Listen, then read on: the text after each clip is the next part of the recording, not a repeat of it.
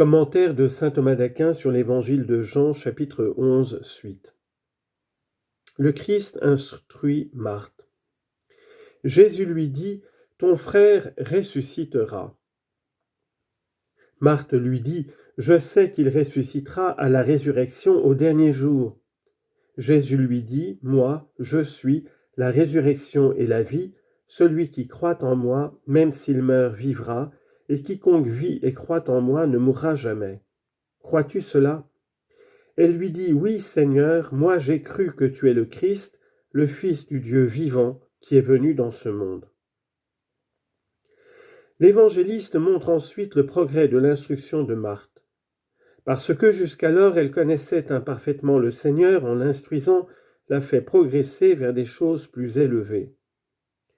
D'abord, il annonce la résurrection de son frère. Il annonce le miracle futur, puis il montre l'intelligence que Marthe avait de la résurrection. Ensuite, il montre son pouvoir de ressusciter. Le miracle que le Seigneur annonce, c'est la résurrection de Lazare. C'est pourquoi il dit « Ton frère ressuscitera ». Citation « Tes morts vivront et ceux qui t'ont été tués ressusciteront ». Isaïe, chapitre 26, verset 19. Or, il faut savoir que le Christ a ressuscité 3 morts. La fille du chef de la synagogue, comme Matthieu le rapporte au chapitre 9. Le fils de la veuve qu'on emportait hors de la porte de la ville, comme Luc le rapporte au chapitre 7. Et Lazare, qui était depuis 4 jours dans le tombeau. La jeune fille dans la maison, le jeune homme hors de la porte, Lazare dans le tombeau. Il ressuscita la jeune fille, ayant avec lui un petit nombre de témoins. Les parents de la jeune fille et 3 de ses disciples, Pierre, Jacques et Jean, le jeune homme, une grande foule étant présente, et Lazare, une multitude y assistant, et avec elle gémissement. Par ces 3 ressuscités, on entend 3 genres de pécheurs. Certains, en effet, pêchent par consentement au péché mortel dans leur cœur, et ceux-ci sont désignés par la jeune fille morte dans la maison. D'autres sont ceux qui pêchent par des actes et des signes extérieurs. Eux sont désignés par le mort qu'on emporte hors de la porte de la ville. Mais quand on est établi dans le péché par l'habitude, alors on est enfermé dans le tombeau. Et cependant, le Seigneur les ressuscite tous. Mais ceux qui pêchent par le seul consentement et meurent ainsi en péchant mortellement sont plus facilement relevés. Et parce qu'un tel péché est secret, il est guéri par une correction secrète. Quand le péché paraît à l'extérieur, alors il réclame un remède public. L'évangéliste montre l'intelligence qu'avait Marthe de la résurrection promise lorsqu'il dit « Marthe lui dit, je sais qu'il ressuscitera à la résurrection au dernier jour. » En effet, on n'a jamais entendu dire que quelqu'un ait ressuscité un mort datant de 4 jours et 100 ans dans le tombeau. C'est pourquoi il ne pouvait pas venir au cœur de Marthe qu'aussitôt il le relèverait d'entre les morts. Mais elle croyait que ce serait à la résurrection commune. C'est pourquoi elle dit « je sais », c'est-à-dire « je tiens très certainement qu'il ressuscitera au dernier jour ». Comme il est écrit « moi je le ressusciterai au dernier jour ». Jean chapitre 6, verset 40. Ensuite, le Seigneur, élevant Marthe à des choses plus hautes, montre d'abord sa puissance et son pouvoir de ressusciter, puis il ajoute l'effet de son pouvoir. Enfin, il sollicite vivement la foi de Marthe. Jésus lui dit « Moi, je suis la résurrection et la vie ». Sa puissance est une puissance vivificatrice. C'est pourquoi il dit cela comme s'il disait « Tu crois que ton frère ressuscitera au dernier jour ? Que les hommes ressuscitent, ce sera entièrement par ma puissance.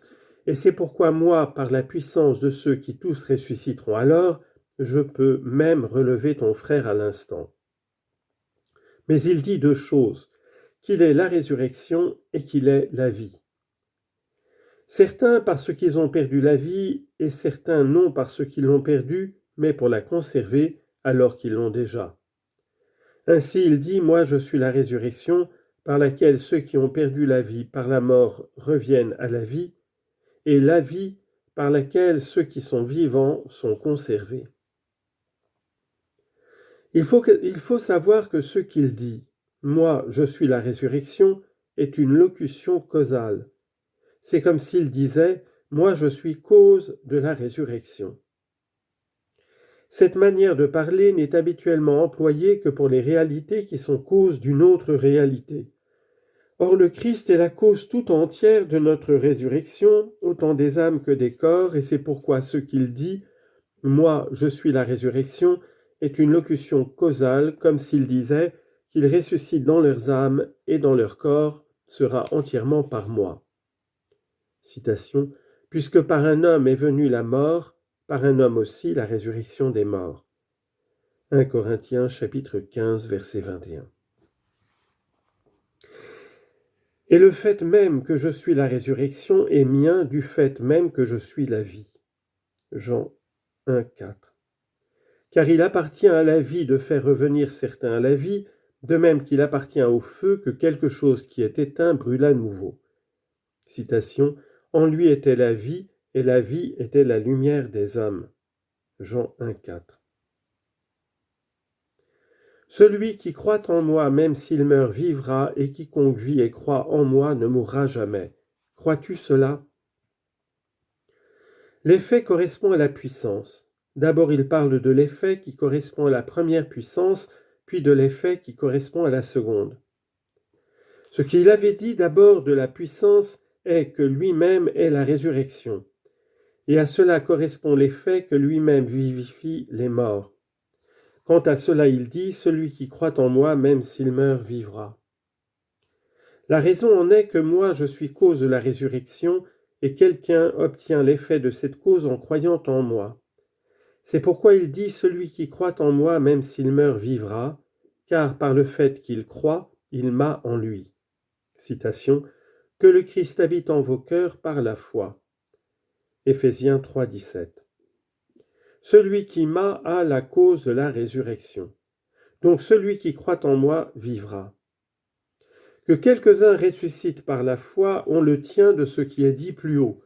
Elle vient l'heure et c'est maintenant où tous ceux qui sont dans les tombeaux entendront la voix du Fils de Dieu, et ceux qui l'auront entendu vivront. Jean 5, 28. De la vie spirituelle, ressuscitant de la mort de la faute, et aussi de la vie naturelle, ressuscitant de la mort comme peine. Ce qu'il avait dit ensuite de sa puissance est que lui-même est la vie, et à cela correspond l'effet de conservation dans la vie. C'est pourquoi il dit « Et quiconque vit de la vie de la justice, au sujet de laquelle il est dit « Mon juste vivra par sa foi » Habacuc 2, 4. Ne mourra jamais, c'est-à-dire de la mort éternelle. Mais il aura la vie éternelle. Citation, « Telle est la volonté de mon Père que quiconque voit le Fils et croit en lui ait la vie éternelle. » Jean 6, 40. Et il ne faut pas l'entendre comme si on ne mourrait pas pour un temps de la mort de la chair. Mais il faut comprendre qu'un jour on mourra ainsi, de sorte que cependant ressuscité, on vive pour l'éternité dans son âme, jusqu'à ce que la chair ressuscite, désormais destinée à ne plus jamais mourir. C'est pourquoi il ajoute au même endroit « Et moi, je le ressusciterai au dernier jour. »